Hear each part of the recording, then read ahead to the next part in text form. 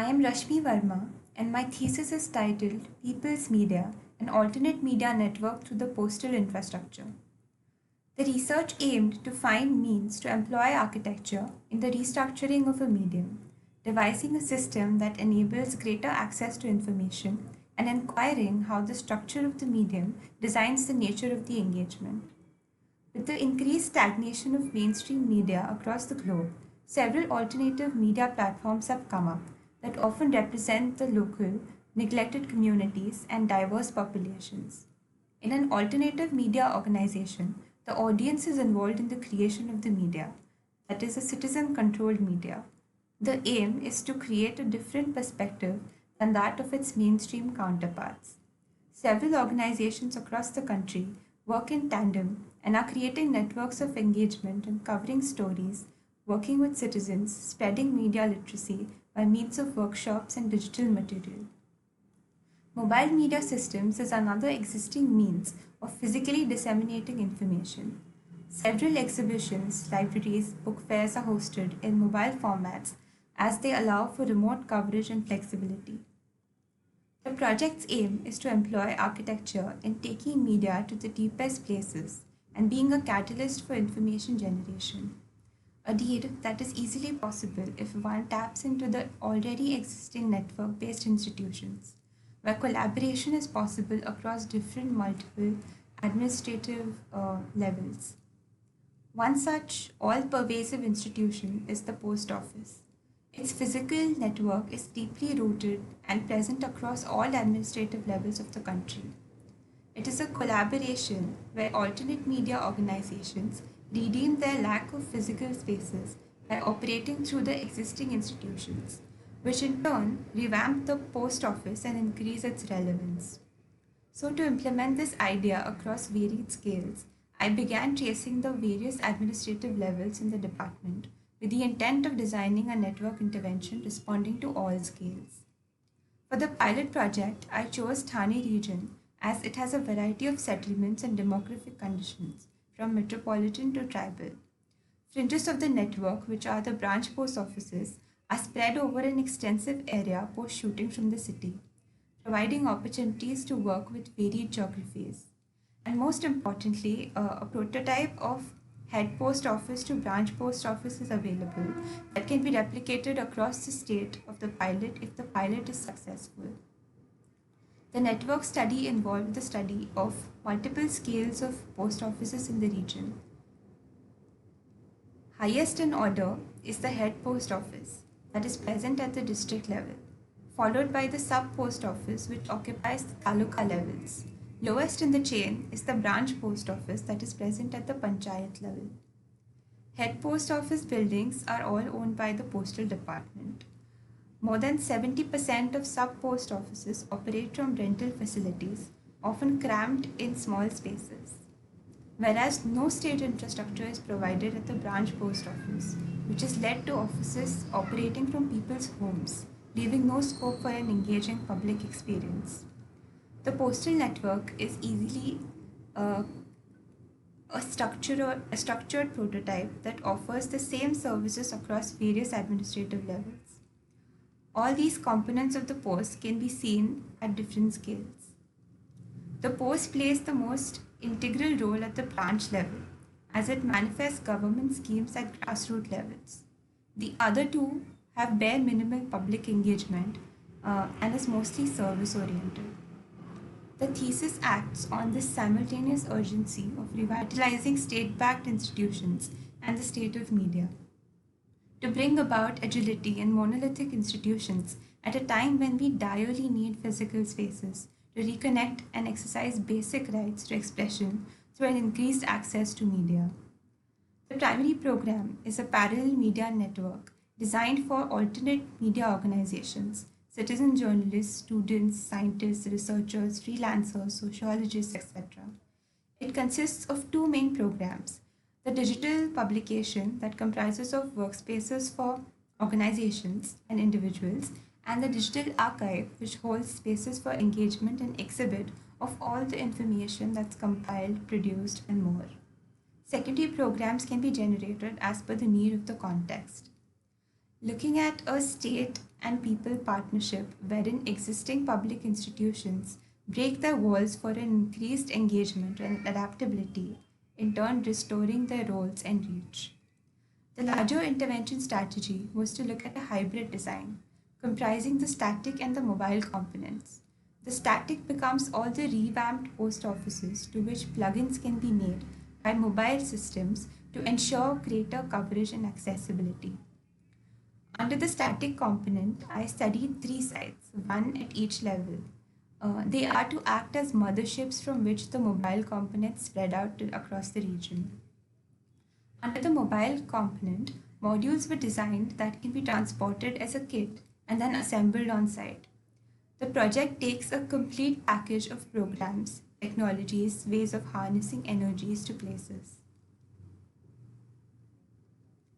Type A consists of a bookshelf panel, an audiovisual panel for screening, recording, podcast making, etc., a workstation, and seating space.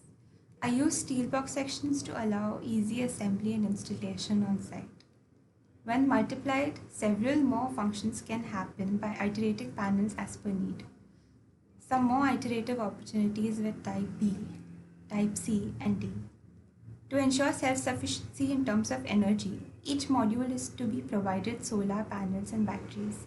Both satellite and tower connection is provided to ensure that they all are always connected to the grid, no matter how remote they go.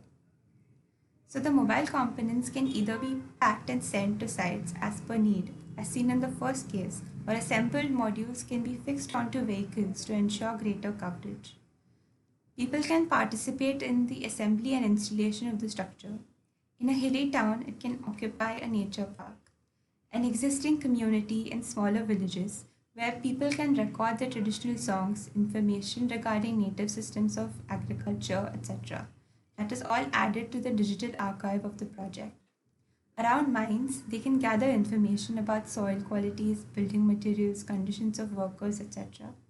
The cubes work both ways, as a receptor of information from the area and also as a portal for accessing information from across the globe. The universality of the cube allows for assembly to be made as per the climatic needs of the place. Now coming to the motherships, I chose a metropolitan setting in Thane, a temple town in Vajreshwari, and a rural town in Dabhad. Through the study, I developed larger approaches that can be applied across these three scales. For instance, at Thane, one can enhance the existing. At sub post office level, a postal line can be taken up where an independent structure is made with provision for alternate programs. While at branch level, a collaborative infrastructure can be created between state bodies benefiting from all. Starting with Thane, the site is an existing post office and the land behind it. I began by opening out the edges and making extensions with this idea of a parallel institution in mind. As it is a dense site, I tucked in the larger media functions underground to give back the public space and allow for thoroughfare. The extension will lead to the removal of the highlighted infill walls with bare minimal openings, hence getting in a lot more daylight and ventilation into the existing structure. Organization level programs can occupy the extension as well as the underground spaces, bound by the public spaces for community level work, and the media modules come in to create a pavilion where individual cubes can be inhabited. A variety of researchers, sociologists, students, online agencies, freelancers are imagined to occupy the workspaces. Binding programs like Canteen are kept free flowing to encourage interaction between all kinds of public, trying to keep smooth transitions to the newer spaces. The lower level, an open grid, is designed in a way that individual spaces can be created as per need in the grid and opened out when there are larger events. Different media organizations in need of space can occupy these workstations for a specific period and add to its alternate digital media network. Section through the underground space facing the extension. The first floor extension joins the postal seating space with a lounge, followed by workspaces, leading to a view of the plaza and the pavilion. A look at the project as a whole. The extension is designed to be a light, airy space that adds vibrancy to the existing structure.